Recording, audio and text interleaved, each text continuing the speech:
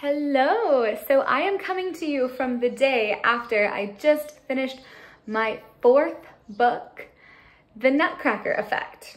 So this is, well, it's my fourth book I've written since being on YouTube, since I joined YouTube about 4 years ago.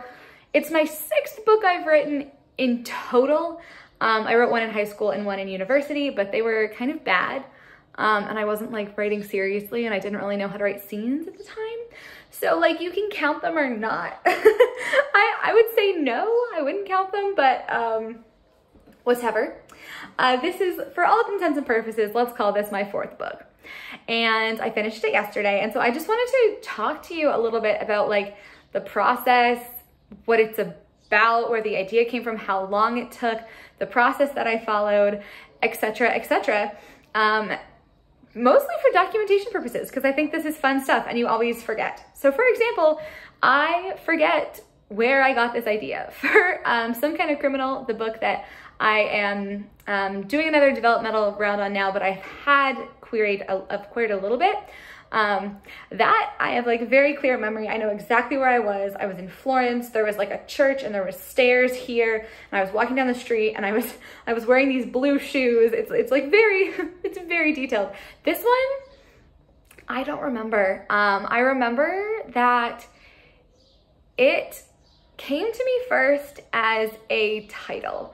I think actually what came to me was I had been listening to The Shit No One Tells You About Writing, which is my very favorite podcast, and they were interviewing a lot of rom-com authors at the time, and like Christmas rom-com, because it was like October, November, so all of these books were just about to come out, and that was super exciting.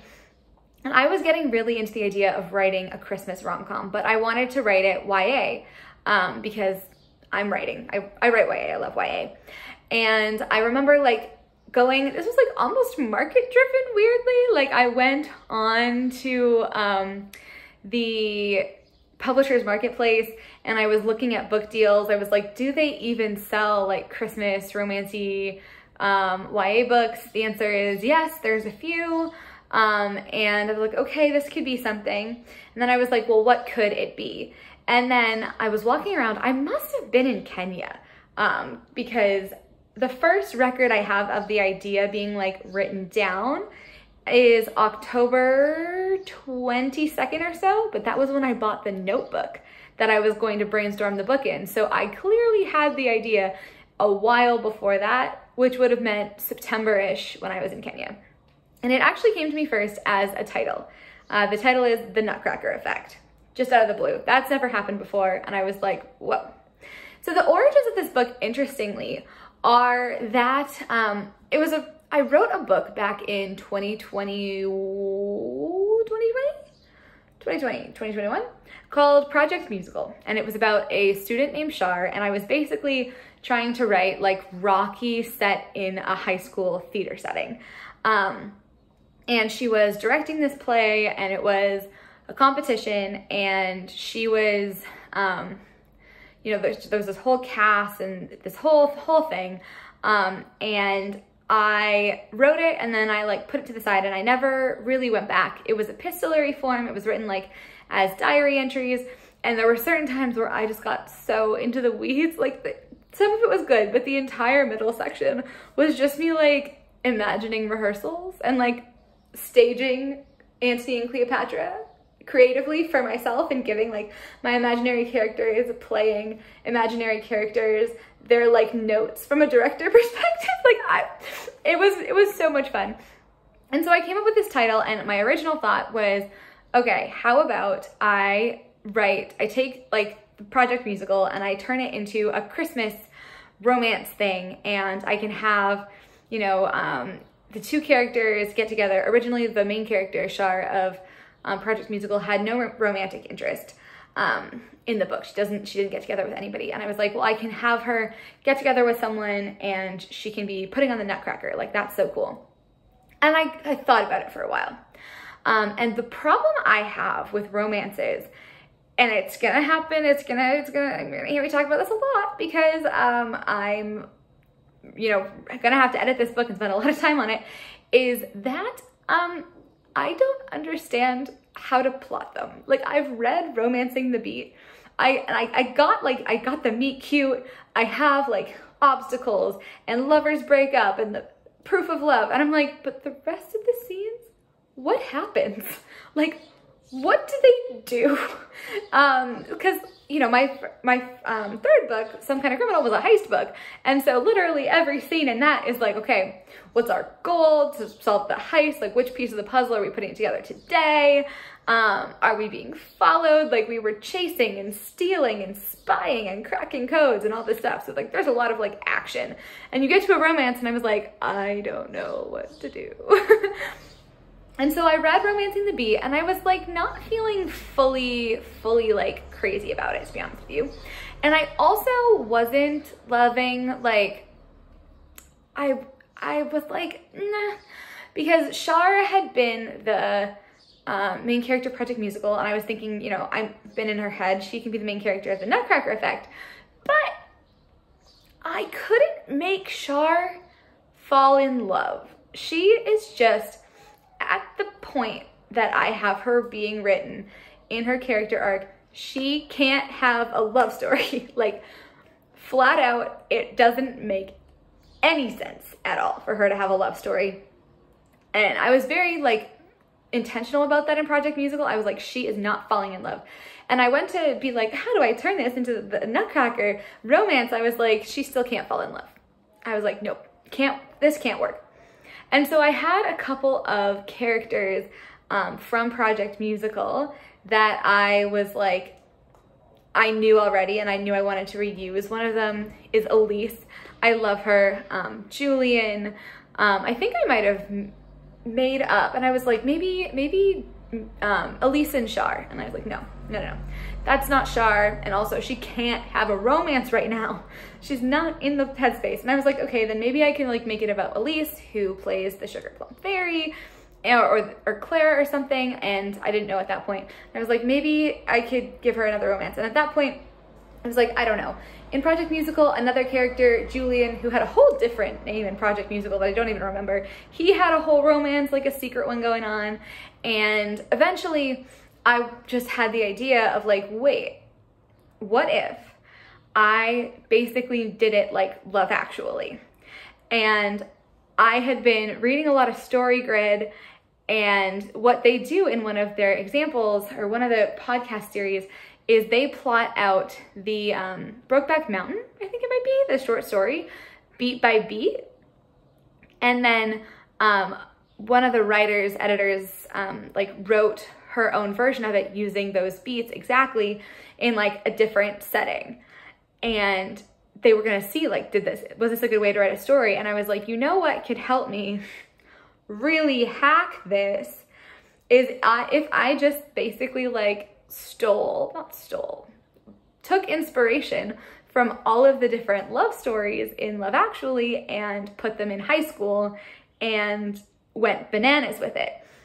And so then I dug in really deep to the StoryGrid Editors Roundtable podcast, had an episode on Love Actually where they broke down the, like, all of the subplots of Love Actually. There's a lot. I feel like there's like 12 or something. Like, there's a million thousand of them. And I like wrote them all down, and I was like focusing and like doing some brainstorming on how these could be moved to high school. And I was like, totally, like, I'm gonna analyze Love Actually, and then I'm going to, you know, write my story using those same beats. Never actually rewatched Love Actually to do it beat by beat, because I decided I wanted to give myself the creative freedom to just go with it. But basically I read through, so okay, Love Actually, I found the webpage. Love Actually has 9 stories, actually. So there's Billy, Mac, and Joe, who have a buddy love story. Jamie and Aurelia is a courtship. Daniel, Sam, and Joanna. And each of these, they have a sentence like, when a newly motherless young boy falls for a girl at his school, he must convince his grieving stepfather that love is still real before the girl goes home to America, or else give her up. Her stepfather joins the love campaign, and together they contrive a way for Sam to let the girl know how he feels. And so this is all through like October, November. I am brainstorming how many of these like love story subplots I want to have. Obviously that lends itself to a multi-POV novel. And I was sort of figuring like the premise and stuff out. Originally my decision was between, do I do it as like a straight up romance book, or do I do this like multi-story, multi-POV mini plot thing? I ended up deciding on doing the multi-POV mini plot thing because I was like, I have to write fewer romance scenes for each romance. So there's less plot per couple, so it'll be easier. I don't know if that's actually true, but also that was what excited me, was like getting to do the interweaving and this Love Actually stuff. And then I had to figure out what the whole premise of it was. So where I decided to use the same school from Project Musical to make it easy, but it was like, so is the whole school putting on the Nutcracker? Like, what is it? And originally it was a citywide competition where every school put up a version of the Nutcracker. This is very similar to the plot of Project Musical, where you are competing with the other schools to see who has the best production. But then I was having a hard time because the other schools would never be there. And as I was trying to outline, I was like, well, where's the source of antagonism? Where's the conflict? And I created this whole community service part of the Nutcracker Cup that was like raising money, and then the main antagonist was kind of like trying to win the community service award, and I was like, hold on. And so I had it down like, do I make this citywide, which makes the competition sound more prestigious, or do I make it be two different Nutcracker productions in the same school competing? It's the second one. And I made that decision because I was sitting there and I was looking at it and I was like, where is the most inherent conflict? It's with the competition. And so there we go. And so then I had my premise and I started going through and making my webs of my love stories. I literally started with like writing the love stories of Love Actually on this side, and then just like brainstorming how this could be adapted to high school on the other side. And then when I had some ideas of things that I wanted, I started putting characters in a web and drawing lines between them and all of the connections. I will put a picture of that up here. I had probably like 5 or 6 webs. And then throughout December, I kind of got into my outlining, which is an interesting word. So I started with like some basic stuff, like, let me just pull it up on Notion so it's easier. So the first thing I did was the character chart. And my character chart was a legit table chart with all of the characters' names across the top, and then I had the role in the Nutcracker, their allies, what grade they were in, what do they want, what do they need, what's their secret, a word for their personality, magical ability, thoughts on Christmas, inspiration, background, and emotional makeup, but that is completely empty. I didn't get there. And so I had these like original things, and I started doing like broad stroke outlining, like this is what the like overall structure of the story is going to be. I figured out that I wanted it to take place over 6 days. The Nutcracker Cup takes place on like the performances on Christmas Eve, which is a Saturday in my year, whatever year this is set in. And so it goes starts on Monday, ends on Saturday. And I had 6 POVs. And once I had that overall structure, I went through for each character, and I theoretically wanted to fill out the anatomy of story for each one, like the anatomy story beats for each of those, not beats, but steps for each of those characters' stories, and that didn't end up happening. I had like 3 beats, or 3 of them filled out, and then I just like started brainstorming, but that's good, that's what you want. So that brainstorming went all the way through, I think, until about January-ish. And I was working off of an outline in a notebook that I no longer have with me. So it's a little hard to figure things out, but I'm like just trying to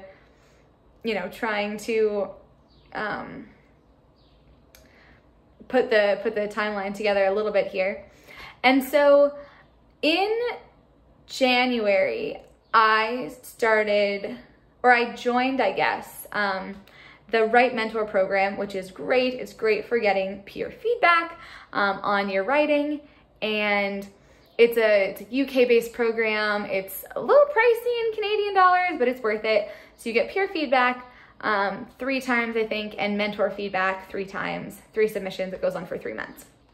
And so I was like, okay, I'm gonna write my book in this time period. So I'd done like some very like overarching headlights outlining, but I hadn't done a ton of like, I knew the beginning. I knew the end. There was nothing in like the 4 chunks in the middle, but that was okay. So I started writing, I'll show you, NovelPad has all of these really fun graphs that they create. So you can like see how many words you did every day for the whole freaking 5 months it took me to write this damn book. It normally doesn't take me this long, I think. So anyways, I wrote the first word in the draft, I believe in January. Actually, let's check that. Let's go back to like November and just see if I had this project existing then. Oh, I wrote 1,000 words on December 7th. Okay. That was probably me just trying it out. You know, when you go in and you're like, let me see if I know anything about this voice. And then at the very beginning of January, I have some like small amount of words going on there. I don't know, it was probably like a total of 5,000, 6,000 words throughout that first part of January. And it was mostly just like outlining, playing around, trying to figure out what the story was as I continued to procrastinate actually outlining the book. I had wanted to start writing on February 1st. I actually started in kind on February 28th. And at that point, I had to get my 3,000 words for my first Write Mentor submission done. And so that was very helpful, especially at the beginning. So throughout, I think the first submission would have been February, another one in March, and another one in April. And all of those, you know, super duper helpful for motivating me to get the first 15,000 words done. And the first 15,000 words was about the first chunk and a half of the book. So Monday and part of Tuesday for the POVs. And this was a really, really useful time. It was the feedback from the mentor on one of my chapters was most helpful, actually. I mean, first of all, everyone's like, oh my God, this is good writing and so fun. And you're like, yay, people like it. But then the mentor, she really helps me understand one of my characters, whose name is Mia. Her name's Mia Blum. She is amazing. But she, like, her email to me became the description that I wrote for this character. And once I felt like I had a really good handle on her, and I already had a really good handle on Shar. And Shar's first chapter was so easy to write. All of Shar's chapters are easy to write because I know her so well. Then I was able to, throughout February, really go in and do like detailed character profiles that I talked about in a different video that I will link up here. Okay. And so then in February, we're writing. It's very entertaining. Lots of minuses because I was doing a lot of like editing and adding and editing and adding as I got feedback coming in to make sure that the beginning felt right. I was also doing the thing where I wrote every scene twice. So I was using the Most Dangerous Writing app to get like the broad strokes of the scene, maybe like 800 words or something. And then I was going back the next day and writing it as like an actual scene that, you know, had a shape and had, you know, the interiority and shit in it. And so I was doing that all through, I think, like March-ish. Then once I got into April, I was like, oh my God, I started working on this book in January and it's April. And I only have, let's see, let's look at this. So as of March 7th, I had 19,000 words. So I really hadn't gone too far beyond the Write Mentor program that was my 15,000 words that I wrote. So I was really like only on like the Tuesday. And then we get into April 1st and I was at 28,000 words, which is again, like not close to halfway. And I was like, okay, end of January to February, February to March, like it's been 3 months. And so I really got stuck. I think it was in March that I got super, I still wrote quite a few, I'll show you these images that I'm looking at, but I still wrote like throughout the month, but just like there were full weeks where I did absolutely nothing and I lost a lot of momentum. April looks a lot better because I was like, I gotta get my ass in gear. May is pitiful. The amount of writing I did in May, it's like 1, 2, 3, 4, 5, 6, it's 7 days. 7 days total of writing in May. Ugh. So I got stuck again. So April we wrote, by April we were at 45,000, May 1st was 46,000 words, so past the midpoint. May, at the end of May, it was, oh, this is so sad, 53,000 words.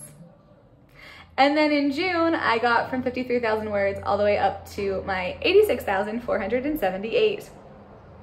So basically, I think it was approximately in April that I decided that my little just-in-time outlining, where I knew that I had to write the character's next scene, and I went to my notebook and I was like, there's nothing written here. I don't know what happens. And then I sat there and I was like, what should happen in this chapter?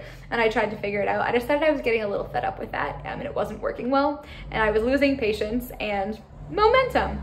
And so it was in, when was it? Blah, blah, blah, blah, blah. It was in like March, March, that I actually sat down and made a legit outline. And probably more like April that I sat down and made a legit outline, where I made myself write something for every scene and I had an idea of what was going on. And sometimes I changed it, but you know, sometimes I didn't.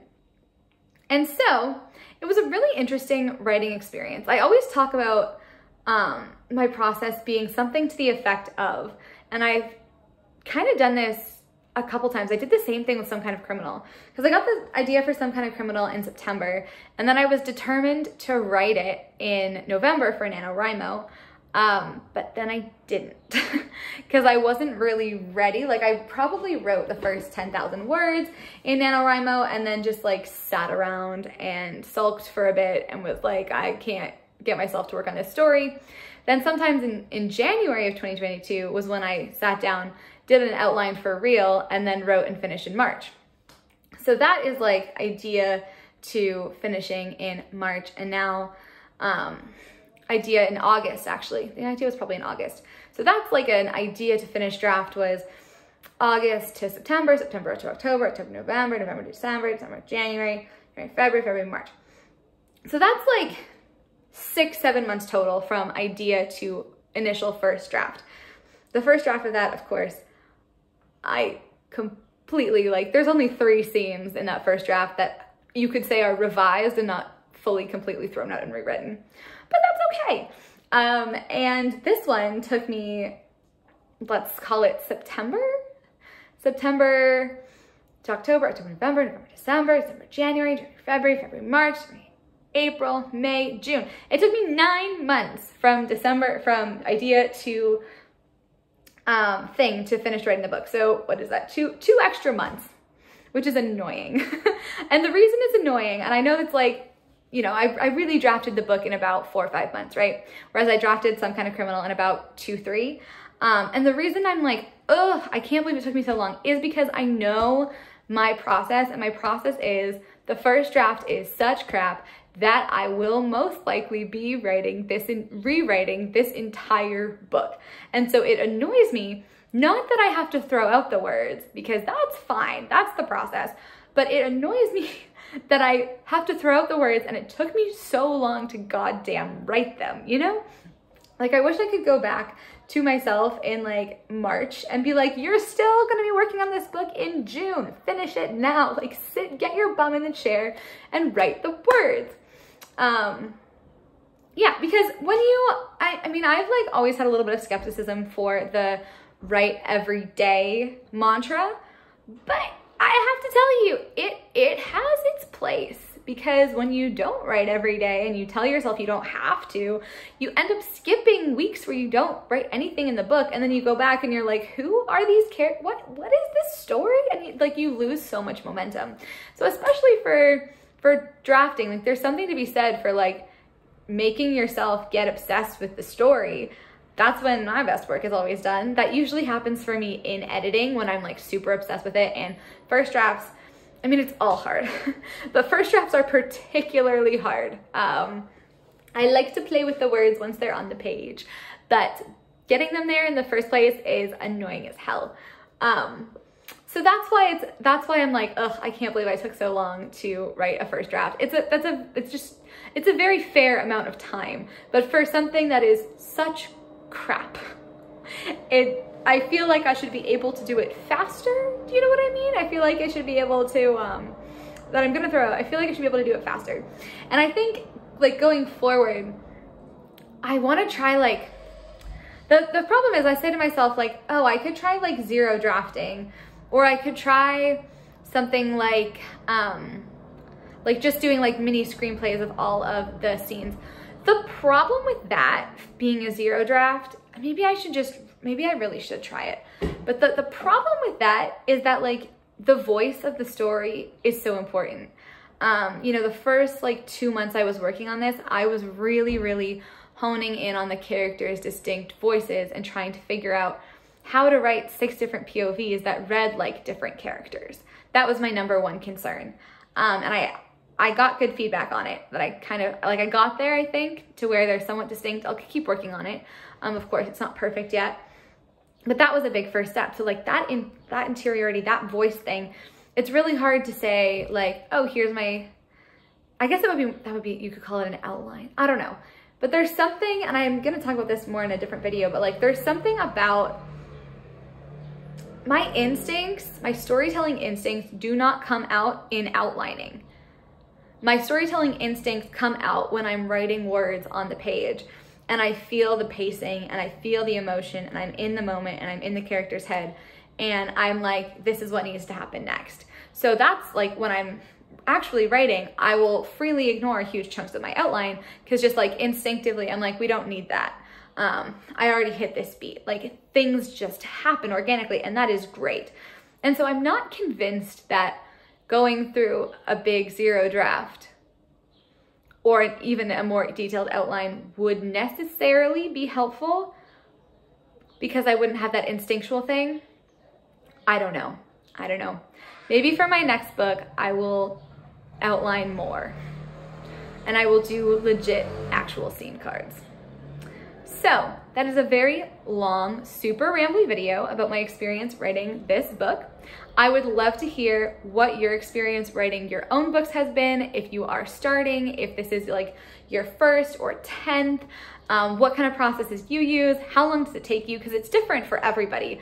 And even if we think like 4 months is fast or whatever, or 2 months for Some Kind of Criminal was fast, I've spent the past 3 years revising that book and it's still not revised enough. So like, it's not fast. It's not fast at all. It's just the first draft that's fast. Ideally fast. So I would love to hear sort of like your thoughts on this. How do you do your process? Are you happy with your process? Does your process change a lot from book to book? I talk a lot about how like I write the 10,000 words and then I get stuck and then I get grumpy and then I like procrastinate a lot and then finally I make myself sit down, outline and like finish it. I've done that with literally every single book. All of these 4 books, I have done that.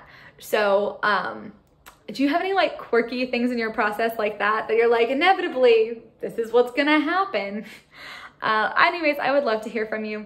Thank you so much for watching. If you like this video, give it a big thumbs up. You can subscribe, get notified about all the videos. Check out my Substack too, where I have a super new fun series that is all about studying best-selling books that we love and learning different aspects of the writing craft from them. I just did Bridgerton this week, Romancing Mr. Bridgerton, which is the one that season 3 is based on. And we looked at the prologue, and on Monday we are gonna look at chapter 1. So give it a look. Thank you so much for watching. I'll see you next time.